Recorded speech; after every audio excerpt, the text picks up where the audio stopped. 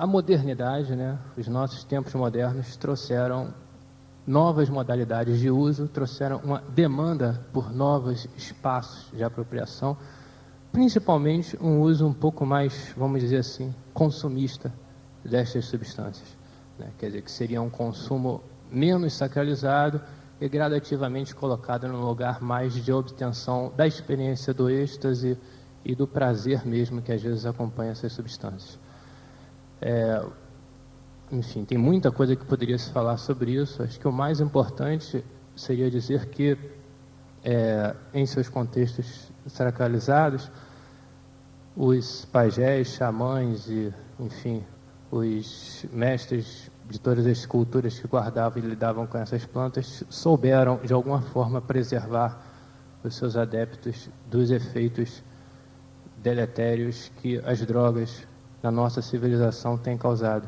E a nossa civilização moderna, por mais que às vezes a gente se coloque como porta-vozes de um progresso, de uma modernidade, da razão, do iluminismo e por aí vai, tem se mostrado um fracasso absoluto, né, em lidar com as experiências de êxtase. Eu digo isso a nível de grandes sociedades, haja vista aí o problema quase insolúvel das drogas que a gente tem hoje. E essas drogas, boa parte delas, algum dia, em algum lugar, já tiveram um uso sacralizado que, por um motivo ou outro, se perdeu com o tempo. Só isso. Bom, eu então vou tentar ser breve. Vou comentar a segunda questão, vou comentar fazendo uma propaganda de um livro que é uma coletânea que eu organizei com a Bia Labate, e do qual algumas pessoas aqui da mesa participam como autores, o próprio Rodrigo, a própria Clarice. O livro se chama justamente O Uso Ritual das Plantas de Poder, e ele aborda, é uma coletânea, então são vários autores que estão abordando justamente os casos de uso de plantas psicoativas em diferentes contextos culturais, como a ayahuasca, a jurema, a iboga, que é uma raiz utilizada em alguns países da África, como o Gabão, e que deu origem a uma religião que é chamada o Biut, que é uma religião bastante sincrética, exemplo do Santo Daime, né, que realiza um sincretismo com a cultura nativa da África, fundada no uso de uma substância fortíssima, psicoativa, que é essa raiz, a iboga, com as crenças cristãs. Também na nossa coletânea se fala sobre o São Pedro, sobre os cogumelos do México, né? O São Pedro, que é um cactus que tem mescalina, né? Inclusive uma quantidade de mescalina bastante superior à do peyote, e que é usado no Peru e na Bolívia também num contexto do que a gente pode entender como xamânico, de curandeirismo, envolvendo também todo um sincretismo por exemplo, com o cristianismo. E em vários desses casos se formaram cultos ou movimentos religiosos que envolvem um processo muito similar às religiões ayahuasqueiras aqui do Brasil, ou seja, movimentos que envolvem um processo de reorganização étnica, reorganização cultural, reestruturação cultural, diante de uma desestruturação que a situação colonial, que os efeitos de uma modernização coloca. Então, são casos que evidenciam que o uso de substâncias psicoativas pode levar a uma reestruturação tanto psíquica, subjetiva, individual, quanto cultural, né? Então, apesar dos diferentes efeitos dessas substâncias, que são sim diferentes, porque são substâncias que têm estruturas químicas diferentes, elas todas se inserem num contexto estruturante, né? Quer dizer, o que se mostra nesses casos é que o uso de substâncias psicoativas pode ser feito dentro de um contexto controlado, quer dizer, pode envolver padrões de uso controlado. Agora, eu gostaria de fazer uma observação em relação a essa comparação de usos tradicionais e usos modernos, porque eu não vejo, apesar de ver toda a potencialidade, toda a positividade dos usos tradicionais, eu não tenho uma visão purista de condenar os usos não religiosos e não tradicionais, né? como disse o Regis Barbier, né, no princípio da resposta dele, quer dizer, tudo é uma questão de você conseguir fazer uma ponte entre as suas crenças pessoais e as suas crenças e as crenças externas, coletivas, né? E é preciso lembrar que não é só a religião que trabalha com, vamos dizer assim, cosmologias, né, com estruturações coletivas, né? A ciência, por exemplo, também trabalha, né? Então, é possível também, eu acredito que sim, dentro de um contexto mais laico e secular, você realizar um uso controlado de substâncias psicoativas. E aí eu dou exemplo, sim, da cannabis sativa, conhecida aqui vulgarmente como maconha, né? Lembrando um estudo de uma pessoa que é um colega nosso, que é o professor Edward McRae, por exemplo, que é um estudo que ele fez, que se chama Rodas de Fumo, né? Sobre usuários de maconha, né? Mostrando que também dentro de um contexto laico é possível existir padrões controlados de usos de substâncias psicoativas, né? A cannabis sativa é uma das substâncias psicoativas mais antigas utilizadas pelo homem, né, que tem tradição de uso medicinal e econômico na China, na Índia, e eu entendo que o uso dela começa a ser problemático exatamente quando se instaura o proibicionismo, que vai se dar apenas no começo do século passado, do século XX, né? Então, esse contexto de proibicionismo é que justamente dificulta, né, a disseminação de um conhecimento cultural, de padrões de uso, que podem evitar efeitos negativos, indesejáveis, do uso dessas substâncias, né? Por isso que eu acho que a gente, mesmo num contexto de ilegalidade, a gente deve sim falar, né, dentro de um contexto acadêmico ou de um contexto de um congresso como esse, dessas substâncias. Porque, na minha experiência como estudiosa das religiões da Ayahuasca, por exemplo, foi falando sobre as religiões da Ayahuasca que a gente conseguiu, cada vez mais, afirmar a legitimidade dessas religiões. Então, cada vez mais a gente tem ganhos, tanto aqui no Brasil, porque apesar na história do Santo Daime, na história da barquinha, da União Vegetal, a gente vê que o tempo todo, apesar de se permitir o uso dessa substância no contexto ritual, paira uma ameaça de punição, de proibição, né? Mas hoje em dia a situação já está bem mais avançada, inclusive no exterior. A gente teve uma boa notícia, por exemplo, recentemente, que na França as pessoas do Santo Daime que estavam com problemas legais foram absolvidas pela justiça. Isso porque nós, estudiosos, amigos, simpatizantes dessas religiões, estamos aqui falando e mostrando a possibilidade de se fazer um uso controlado, um uso positivo desse tipo de substância. É isso, obrigada.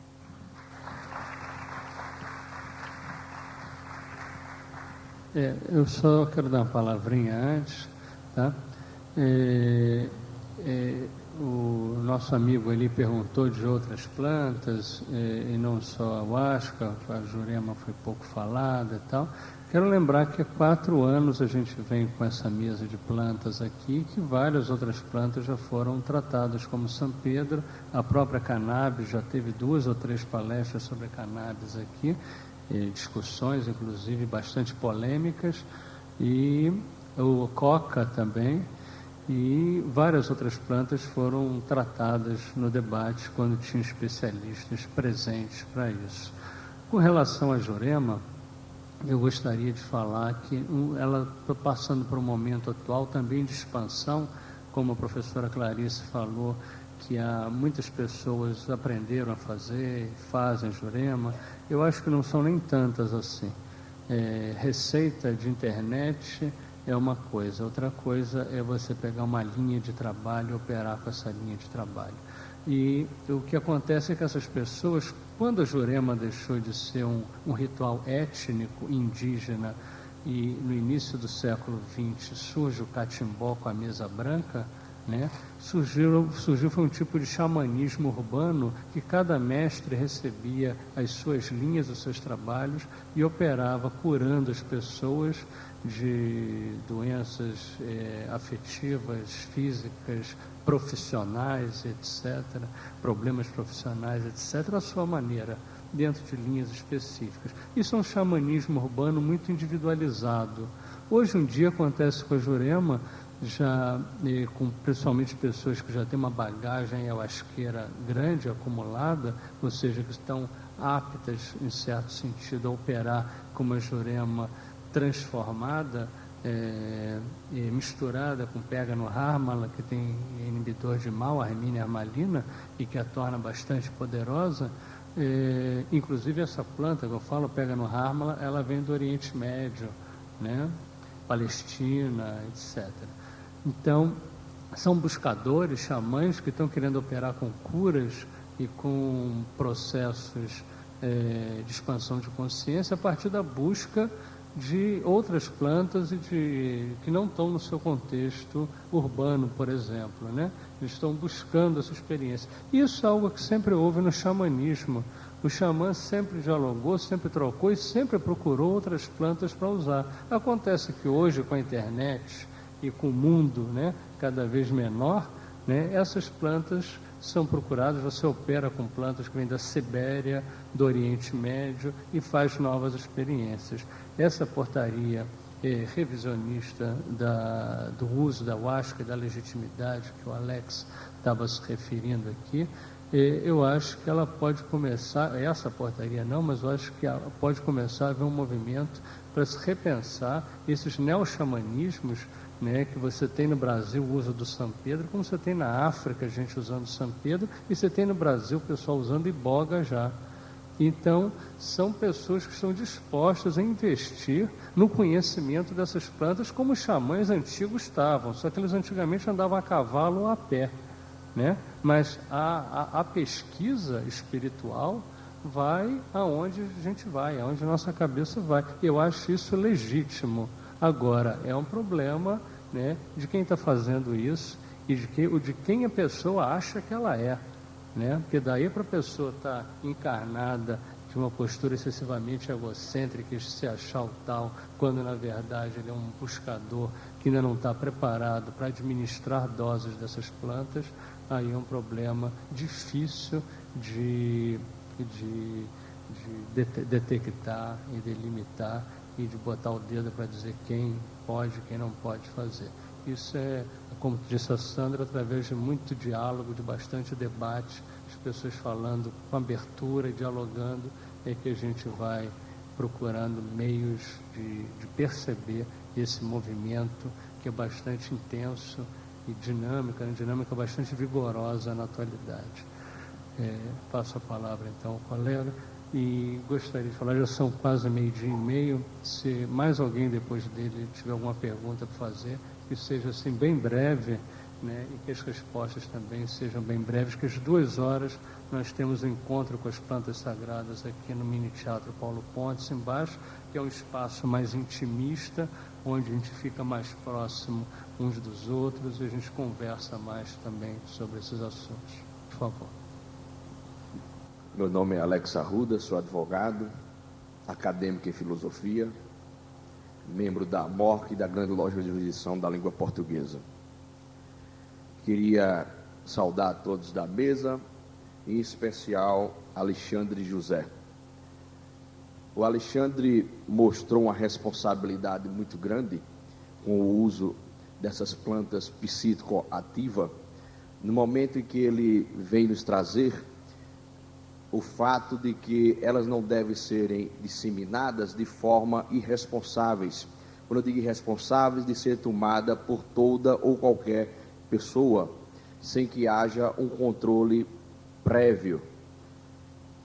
Mesmo porque entendo, como membro de uma ordem mística, que é a MORC, a Rosa Cruz, que o homem pode chegar ao seu ser superior, ao arquiteto do universo, sem que haja qualquer tipo de substância psicoativa, onde ele tenha o seu estado alterado de consciência através de certa substância, mesmo porque ele pode chegar através de um transe de meditações.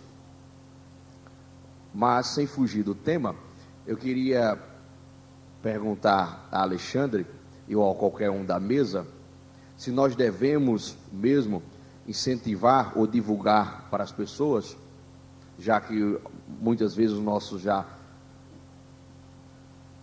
hospitais psiquiátricos estão cheios de pessoas levadas a substâncias psicoativas quando não poderia utilizá-las de forma irresponsáveis. Nós devemos dizer a ela que qualquer e toda pessoa pode tomar esse certo tipo de substância, a ayahuasca ou qualquer outra utilizada, a jurema, para que ela possa ter esse contato com o seu ser superior e se descobrir. Essa seria uma da primeira pergunta. E outra, no momento em que as pessoas vão aderir ou vão ser adeptas dessas religiões ou dessas seitas ou dessas irmandades, como queiras designá-las, chamá-las, se elas passam por algum tipo de triagem, se elas passam por algum tipo de controle delas próprias, de entrevistas, para saber se podem ou não tomar essas substâncias, e se elas causam realmente dependência ou não. Pelos estudos que você tem, se elas causam realmente dependência ou não. Isso de indivíduo para indivíduo, que nós sabemos que há pessoas mais resistentes a certas substâncias e outras não. Então, no momento em que estamos debatendo isso, temos que ter uma certa, responsabilidade diante de todos nós que estamos aqui, para não influenciar a qualquer um a aderir ao uso de substâncias psicoativas. Muito obrigado. Antes de passar a palavra para Alexander, eu gostaria de ressaltar que essa mesa vem se realizando esses 4 anos que eu mencionei, e ela não tem por finalidade fazer apologia do uso dessas plantas, mas de dar um basta na discriminação, né? De trazer para o diálogo e trazer informações, pessoas que são especialistas em discutir e pesquisar essas plantas, informações mais rigorosas do que essas que o senso comum muitas vezes distribui e faz passar de maneira um tanto perversa. Só isso que eu queria comentar.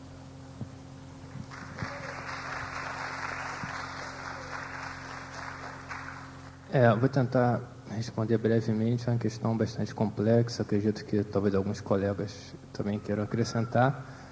O que eu posso relatar é que realmente já foram feitas uma série de pesquisas bastante consistentes, enfim, por universidades, por pesquisadores, por adeptos, pesquisadores. Existe uma quantidade considerável de literatura a respeito, que, juntamente com o parecer favorável do Conselho Federal, legaliza e autoriza a administração da ayahuasca. Eu vou me referir especificamente à ayahuasca nesse momento, porque eu realmente não conheço os estudos sobre outras substâncias e não vou falar do que eu não saiba. Mas, em relação à ayahuasca, existe uma certa segurança de que não existem efeitos deletérios para o sistema nervoso ou do ponto de vista comportamental ou psicológico.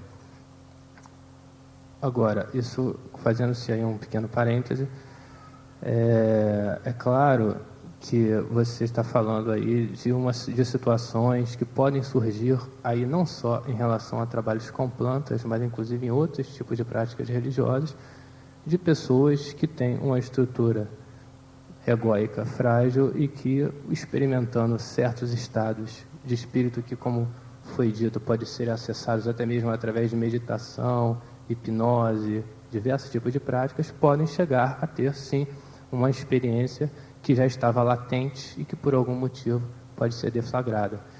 Todas as evidências de pesquisas apontam que o uso da ayahuasca puro, isto é, com as plantas de origem, que é a infusão da Psychotria viridis com o Banisteriopsis caapi, o cipó e a folha, não causa nenhuma lesão, né? Então, o que eu posso dizer é isso. E só mais um ponto em relação à questão ética, à informação.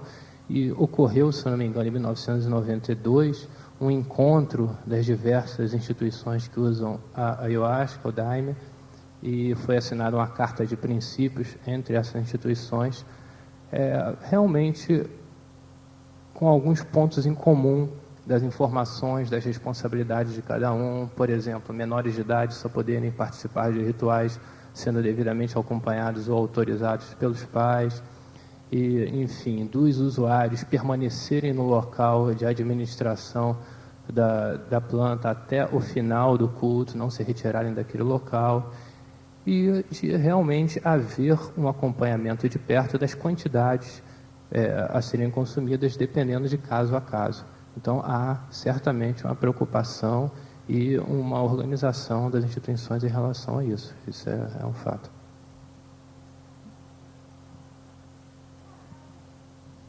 Bom, eu reitero as palavras do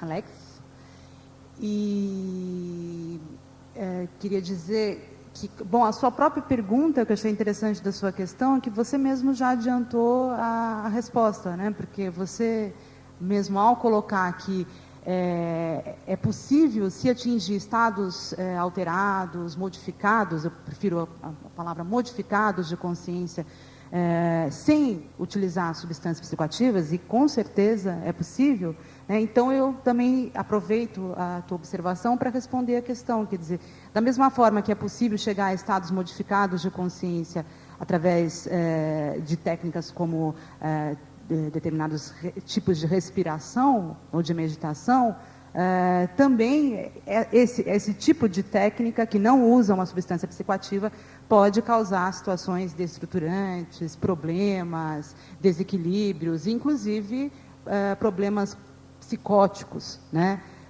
Então não é um problema vinculado ao uso de substâncias psicoativas. Aí eu queria fazer uma observação que, pelo menos o conhecimento que eu tenho, a dependência, né, o que se classifica, acho que não tenho aqui na mesa nenhum médico, o Alex é psicólogo, mas não sei se, né, o Regis é médico, mas até onde eu sei, a dependência, né, em relação às substâncias psicoativas, né, o que se diz hoje é que a dependência está ligada a alterações metabólicas, né? E isso a ayahuasca não causa. Não só a ayahuasca, várias outras substâncias, aliás, que são proibidas hoje em dia também não causam, como por exemplo a cannabis sativa, uma alteração metabólica, né? Ou seja, essa dependência no nível biológico, orgânico. Isso a ayahuasca não causa. Eu queria citar aqui uma informação também importante, que há pareceres mais atuais sobre a ayahuasca, que foi ano passado, final do ano passado, né? Agora 2004, a CONAD elaborou um novo parecer que teve uma divulgação relativamente grande nos meios de comunicação sobre o uso da ayahuasca, né? Recomendando esse uso em contextos que são chamados os contextos rituais, né? E é claro que é difícil de definir o que é ritual, né? Mais uma vez, concluindo, né, através de pesquisas, estudos que envolveram visitas a uma série de comunidades que utilizam essa substância, que não há evidências significativas, expressivas de desestruturação psíquica e social. Muito pelo contrário, né? Há evidências do contrário, de uma integração cultural, familiar, uma reintegração. Inclusive há também o uso da ayahuasca em alguns centros, no Brasil e fora do Brasil, no Peru, por exemplo, na Taquihuasi, que é um centro que tem no Peru, em que se utiliza a ayahuasca na recuperação de tóxico-dependentes, né? Que também são trabalhos interessantes. Enfim, eu tinha mais alguma coisa que eu responder, mas agora me escapou, então também acho que as outras pessoas querem comentar, depois a gente pode conversar também à tarde, né? Estamos todos cansados. Obrigada. Alô, pronto, está resolvido. Esse problema, o problema jurídico, já foi muito bem mastigado, né? Eu acho que o senhor não está se atualizado em relação a esse assunto, talvez seja uma das primeiras vezes que o senhor é exposto a esse tipo de conhecimento, né? Mas não resta dúvida de que a legislação brasileira é extremamente cuidadosa em algumas coisas, E o Conselho Nacional de Entorpecentes, transformado atualmente em Senado, Secretaria Nacional Antidroga, dispõe também de cientistas, de médicos, de pesquisador farmacológico, advogada, no departamento jurídico extremamente poderoso, forte, bem informada, e após um estudo profundo que durou 20 anos, não acharam nada que impedisse a utilização dessas plantas, porque essas plantas são classificadas do ponto de vista médico como sendo psicodélicas, e os psicodélicos não criam dependência. O que cria dependência são entorpecentes, cocaína, ópio, morfina, esse tipo de substância. Mas esse tipo de substância como jurema, ayahuasca, mescalina, psilocibina e ibogaína não criam nenhuma dependência. Você pode usar isso diariamente durante muito tempo, parar de repente, você não sente nenhuma falta, nenhuma dependência. Então, isso é um ponto pacífico, já bem investigado há mais de 4 décadas. Os cientistas que investigam o assunto são unânimes em relação a esse assunto, não tem nenhuma dúvida em relação a esse assunto. Eu participei como médico observador da União do Vegetal dessas pesquisas desde 1982. Me encontrei com Denis McKen, que é o irmão de Terence McKen, nas reuniões pioneiras em São Paulo, antes do primeiro parecer positivo do CONFEN. Então eu venho participando dessas pesquisas há mais de 18 anos, e eu estou aqui também para testemunhar que foi muito bem pesquisada. Existe um artigo clássico publicado em diversas revistas médicas que investigou em Manaus uma comunidade de usuários contumaz da ayahuasca, que usa no seu ritual no mínimo 2 vezes por mês, às vezes até 4 vezes na União do Vegetal, que tem reunião de conselho, reunião de mestre, esse tipo de reunião. E essas pessoas se desempenharam de uma maneira superior aos testemunhos em muitas provas. Tiveram mais memória, mais capacidade criativa, mais ordem, mais disciplina. Quer dizer, está comprovada de que o uso da ayahuasca beneficia a pessoa. Não está nem comprovado que faz mal. Está comprovada e aceita internacionalmente que o uso da ayahuasca beneficia as pessoas. Por isso que o Conselho, o Senado, a Secretaria Nacional Antidroga, está agora abrindo um centro de pesquisa para pesquisar o possível uso terapêutico dessas substâncias. Então estamos muito longe já de desconfiar que elas podem fazer mal. Os nossos hospitais psiquiátricos são cheios de gente, sim, mas são cheios de gente que bebe, cheios de gente que usa café, nervosa, cheio de gente que fuma, cheio de gente desamada, cheio de gente que sofre na mão de pessoas irresponsáveis. E certamente não são cheios de gente, de pessoa que usa os agentes psicoativos nesse sentido que nós estamos falando, que é uns ritualistas religiosos em busca de crescimento e de virtude. E eu falo isso como ayahuasqueiro, como médico, como cientista, filósofo e como também membro da AMORC. Então eu sei o que eu estou dizendo em todos os sentidos. Só uma informação que eu lembrei que eu ia te responder também, que nos grupos do Santo Daime, por exemplo, eles realizam a anamnésia antes da pessoa tomar a bebida pela primeira vez. Então, se é feita uma extensa questionário, né, onde se pergunta, inclusive, se a pessoa teve problemas já psicóticos, está tomando remédio antidepressivo. E, nesses casos, em geral, não se recomenda o uso da bebida, tá? Só isso. Vou falar. Bom, eu acho que está na hora da gente fazer o encerramento. Eu queria agradecer a presença de todos e tenham um ótimo evento pela frente. Obrigado a todos.